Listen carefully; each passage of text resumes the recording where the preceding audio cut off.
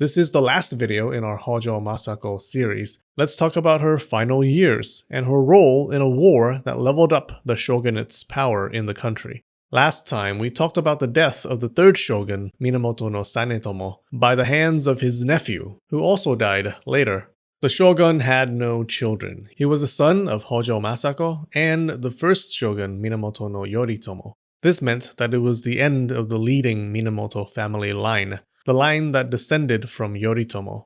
This is why parents want you to have kids so badly. It's a matter of national security. The Hojo clan had a problem. Their influence originated from their relationship with the first shogun, Yoritomo, and his descendants. Most of the warrior families with any clout in the shogunate had served under Yoritomo in the past and really respected him. But time is a bish, and bishes be forgetful. Their memories would fade over time, and if some strong Minamoto seizes the shogun position, he could just demolish all that influence the Hojo had collected. Through decades of hard work and murder, the Hojo needed a shogun they could control. Let's roll back to before the third shogun Sanetomo's assassination. The Hojo leader was Yoshitoki, and Masako was his elder sister. Brothers and sisters nowadays bond by watching TV shows together. These two bonded by hatching political schemes. They wanted the next shogun to be a person with premium blood, but subpar brains.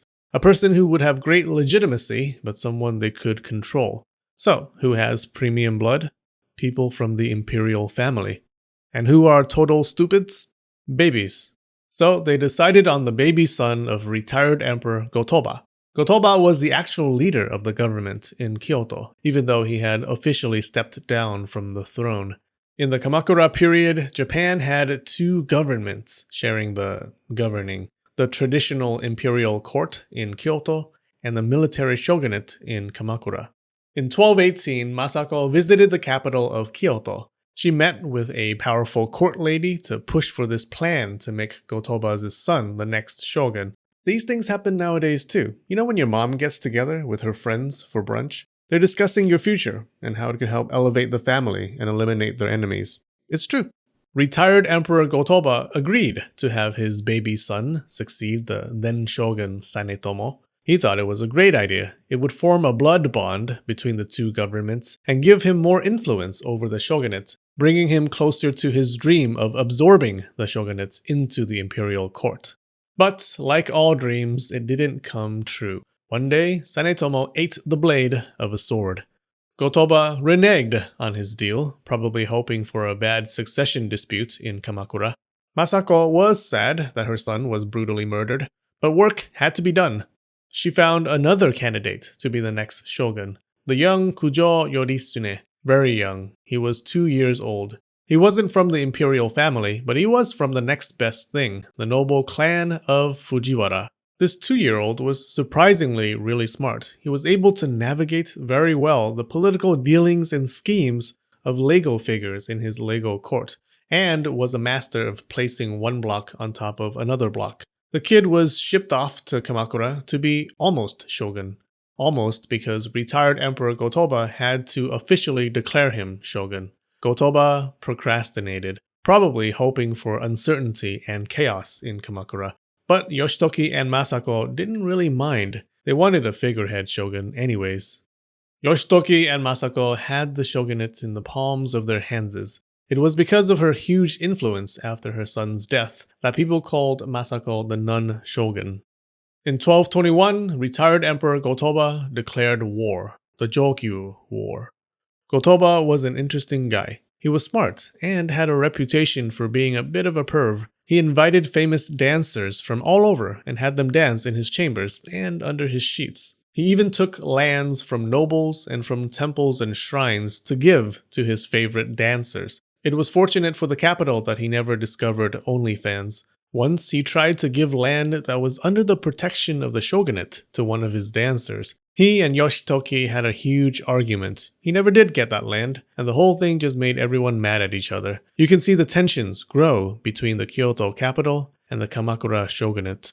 Gotoba always wanted to get rid of the shogunate, or at least put it under his authority. He slowly gathered allies among the warriors of western and central Japan, especially people who felt neglected by the shogunate. Kamakura did tend to ignore samurai who lived outside of the Kanto region. Gotoba gambled that the western and central warriors would rise up and help him overwhelm Kamakura. In 1221, Gotoba declared war on Hojo Yoshitoki, calling him a usurper who took advantage of the young would-be shogun. I won't talk too much about the war, that would be a different video, but Masako does have a role in it. After hearing the news, Masako summoned the top warriors of the shogunate and gave a speech, telling them to raise their bows and swords against the imperial capital. She name-dropped her husband, which you should do in every speech to Kamakura warriors, and reminded them of their duty. The speech was so moving that the men shed tears and were all clamoring to give the imperial court a good beating. A huge army gathered. Yoshitoki held a war council, and they talked about war stuff. The council was divided. On one side were people who wanted to march on the capital immediately and bust some heads. On the other side were the little sissy hoes who wanted to fortify the roads and wait for the imperial army to come.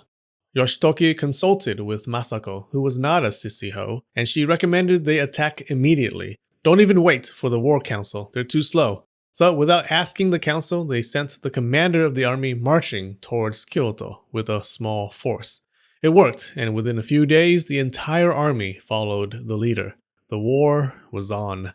The historical texts say the Kamakura army had 190,000 men. But that's like asking a guy how big his sword is. You can't trust his answer. He'll say he has a katana when all he's packing is a tanto. But the Kamakura army was still huge compared to the other side. Unfortunately for Gotoba, his gamble didn't pay off. The number of warriors rising up against the shogunate was smaller than expected. It was a lost cause. If you read the historical texts about what was happening in the capital as the army was marching closer and closer, they're pretty funny. You get the sense that the people in the palace were just depressed. You had entries that were basically like this. May 26. Huge army coming from Kamakura. Only the gods can save us. Everyone is upset. May 28. Huge army killed some of our men. Still coming. Everyone is gloomy. June 1st. Million-man army still coming. No one knows what to do. The Kamakura army destroyed the other side. Winning this war made the shogunate the big brother in this two-government system. Gotoba blamed evil ministers for dropping evil plans in his ears before getting his butt exiled, along with the rest of his body. A lot of the Kyoto samurai were hunted down and executed. Masako's word carried a lot of weight, so some of the people on the run begged Masako to save their lives, and she sometimes did. There was a funny story about one dude who sent a message to Masako asking her to spare his life. When the men came for him, he pleaded with them to wait until Masako's reply letter came.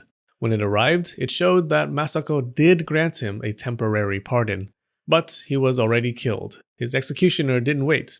Oops. The shogunate seized the land of all the court nobles and warriors who fought for the other side. Masako took the task of handing these pieces of land out to Kamakura samurai according to their service in the war. She also gave out rewards to exceptional samurai, like this one guy who suffered constant demands from retired Emperor Gotoba to join the imperial army. When he kept refusing, Gotoba's allies attacked him.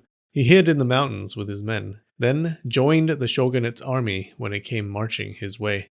Masako's brother, Yoshitoki, died in 1224. His wife's family could have just left things alone, but they made moves to try and replace the shogun and take power away from the Hojo. Masako was like, "Bitch, you know who I am?" She discovered the plot and exiled the wife. She even personally visited the house of a possible conspirator. He had to get on his hands and knees to bow and swear his loyalty to her. Hojo Masako died in 1225 at the age of 68. Alright, this is the end of our series on Hojo Masako. I recommend watching it from the beginning. Alright, we have a new emperor this week, Jamie Hunter. Thanks so much, Jamie. I appreciate it very much. We also have new patrons, Persean, sounds like a Greek god, Python Regius, that's a badass name, Devin Lupton, and Jesslyn Harris. Thank you guys. Alright, I love you, and spread the knowledge.